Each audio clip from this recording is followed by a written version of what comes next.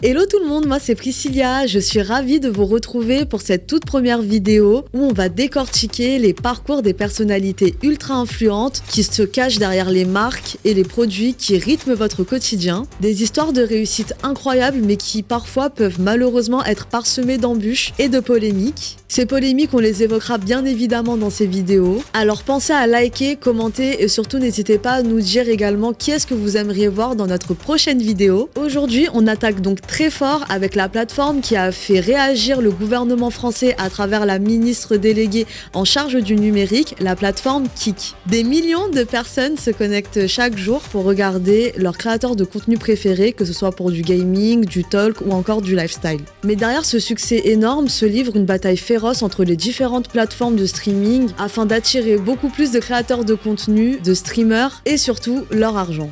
Twitch semblait intouchable jusqu'à l'arrivée d'un nouveau joueur qui bouscule toutes les règles, la plateforme Kik. En effet, cette plateforme propose 95% de revenus aux créateurs de contenu, du jamais vu. Mais alors, Kik est-elle une révolution ou une bombe à retardement ? Et si la plateforme qui promettait de rendre les streamers plus riches cachait en réalité un danger bien plus grand ?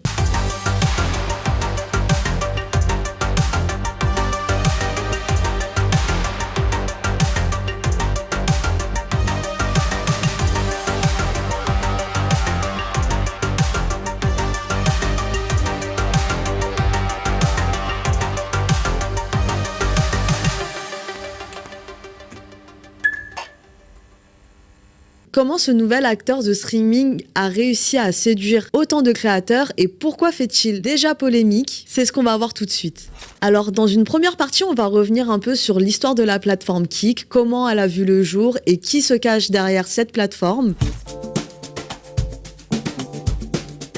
Alors il faut savoir que la plateforme Kik, elle a été fondée par deux personnes, Ed Craven et Bijan Terrani. Ed Craven est un Australien né en 1995 et qui dès l'enfance est plongé dans l'univers du gaming et des monnaies virtuelles. Il étudie à Bishop Druid College où il brille en mathématiques. À l'adolescence, il se passionne pour les jeux en ligne comme RuneScape, ce qui l'amène à expérimenter des formes inédites de paris virtuels. Et c'est en 2013 qu'il crée avec Bijan Terrani Primedis, un jeu de dés en ligne basé sur les crypto-monnaies. Un premier pas dans le monde de l'e-gaming qui les propulse dans la tech innovante. En 2016, il fonde EasyGo, une entreprise de développement de jeux pour casinos en ligne, ouvrant la voie à la naissance de Stake.com. C'est en 2017 que Stake.com voit le jour. C'est un casino crypto opéré sous licence à Curaçao, avec des bureaux en Serbie, en Australie et à Chypre. Avec Stake, Craven contribue à l'une des success stories crypto les plus spectaculaires. Sponsoring avec le football anglais, la F1, partenariat avec Drake et une montée en flèche des revenus de 100 millions à des milliards de dollars. En parallèle, il devient l'un des plus jeunes milliardaires d'Australie avec une fortune estimée entre 2 et 4 milliards de dollars selon les sources. Aujourd'hui, il est le PDG influent de Kik où il supervise toute la stratégie produit, les partenariats stratégiques et le design technique de la plateforme.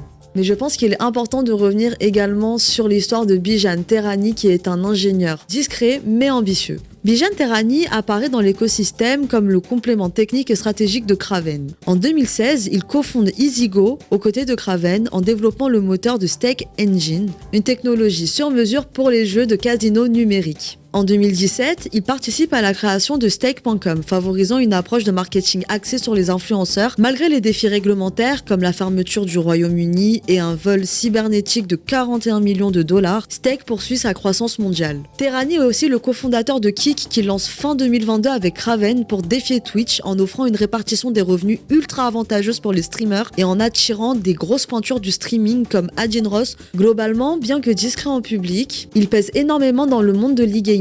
Aux côtés de Craven, sa fortune et ses actions ont redéfini le monde du streaming et celui des jeux en ligne. Alors, du coup, vous voyez maintenant comment Kik a vu le jour. C'est l'histoire de deux passionnés, adeptes des jeux vidéo, et qui ont une vision commune alliant crypto-monnaie et technologie. On va tout de suite passer à la première partie avec une plongée en coulisses sur les succès de la plateforme Kik. Tout commence en 2022. À première vue, Kick n'est qu'une plateforme de streaming en plus, c'est l'idée en fait de deux entrepreneurs qui veulent se lancer dans un écosystème qui est déjà dominé par Twitch. Mais très vite, quelque chose dans la plateforme Kick change la donne. Une promesse simple mais révolutionnaire, là où Twitch garde 50% des revenus des streamers, Kick leur en reverse 95%. C'est une véritable déclaration de guerre qui attire en quelques mois des milliers et des milliers de streamers sur la plateforme Kick. Un modèle beaucoup plus équitable qui leur permet du coup de générer beaucoup plus de revenus, quitte à perdre de l'argent au début. C'est le pari que Ed Craven et Bijan Terrani ont fait lorsqu'ils ont lancé la plateforme Kick. Mais ce pari-là fonctionne. En quelques mois, Kick enregistre déjà 235 000 diffusions quotidiennes et dépasse déjà le milliard d'heures regardées en quelques mois. L'année suivante, la croissance explose. 2,1 milliards d'heures visionnées en 2024 avec plus de 258 000 spectateurs simultanés en moyenne. Et en mars 2025, un nouveau record. 317 millions d'heures de visionnage sur un seul mois et un pic de 443 000 spectateurs en direct en même temps. Aujourd'hui, la plateforme revendique plus de 57 millions d'utilisateurs à travers le monde avec une audience majoritairement jeune. Près de 60% des inscrits ont entre 18 et 34 ans et l'âge moyen d'un streamer est de 27 ans.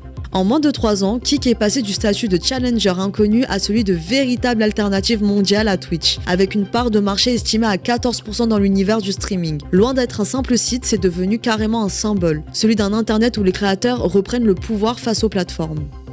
Mais derrière ce succès fulgurant se cachent malheureusement des polémiques et des controverses que l'on va voir tout de suite dans cette dernière partie. La plateforme Kick, qui a séduit des milliers de créateurs grâce à sa promesse de 95% de revenus, derrière son allure refuge pour les streamers désireux de s'affranchir des règles plutôt strictes de Twitch, se cache un univers bien plus sombre, où les limites peuvent souvent être floues. Le 18 août 2025, le streamer français Raphaël Graven, alias Jean Portmanov, est décédé en direct sur Kick après 12 jours de diffusion où il subissait des violences physiques et humiliations. Ce marathon de sadisme, comme le qualifie la presse, a choqué le monde entier et son décès a malheureusement été visionné en direct par des milliers de personnes qui ont pu commenter et voir la scène en direct qui est particulièrement choquante. Les enquêteurs français et australiens examinent si la plateforme a violé la loi européenne sur les services numériques en ne signalant pas ses abus. Kick a également été régulièrement critiqué pour sa tolérance envers des contenus particulièrement trash et extrêmes. Par exemple, beaucoup de streamers qui ont été bannis de Twitch se réfugient du coup sur Kick afin de pouvoir tenir les mêmes propos ou de pouvoir proposer le même type de contenu, parce qu'il est vrai que la modération sur Kick est beaucoup plus laxiste, comme on a pu le voir avec l'affaire de Jean Portmanov par exemple. Certains voient dans la plateforme Kick une sorte de refuge où ils peuvent continuer leurs activités sans modération. Dans ce genre de live, on peut voir des actes de violence, du harcèlement, du sexisme, des propos qui peuvent être un peu injurieux, racistes, sexistes, ou des propos qui peuvent porter directement atteinte à la sexualité des uns et des autres. Et c'est des contenus qui sont fréquemment diffusés. Il y a par ailleurs eu pas mal d'articles, de sujets et de vidéos en 2023 qui disaient que c'était un peu le refuge de toutes les personnes qui étaient anti-trans, qui étaient racistes, qui n'aimaient pas la diversité en général, qui n'aimaient pas les femmes. Ça pouvait être assez trash en termes de live. Il y a également eu des cas de fraude, notamment le cas d'un streamer. Ce dernier a été accusé d'utiliser des bots pour booster en fait son nombre de viewers au cours de ses lives. En 2024, un membre du personnel de Kick a confirmé que ses chiffres d'audience étaient manipulés, suscitant alors des interrogations sur l'intégrité de la plateforme. Un autre sujet de controverse, c'est le fait que cette plateforme soit affiliée à l'industrie des jeux d'argent.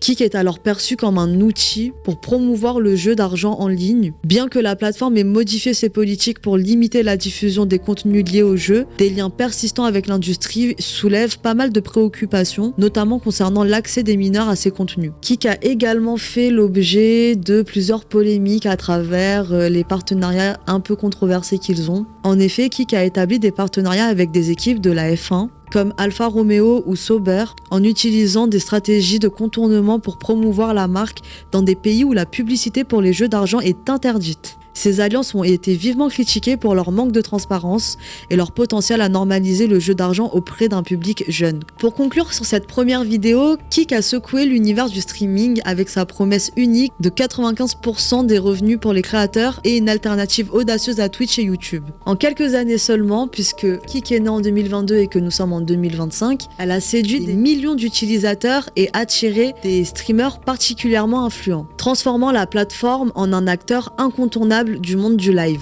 De jeunes créateurs de contenu aux audiences modestes, aux stars du streaming, tout le monde a vu en Kik un moyen de monétiser sa passion. Mais derrière ce succès fulgurant se dessinent des zones d'ombre. Cette plateforme, on peut considérer donc qu'elle incarne une dualité assez fascinante, un terrain fertile pour ceux qui ont de l'ambition et qui ont de la créativité et qui veulent vivre de leur passion, mais aussi un espace où les limites de l'éthique et la sécurité sont encore un peu floues.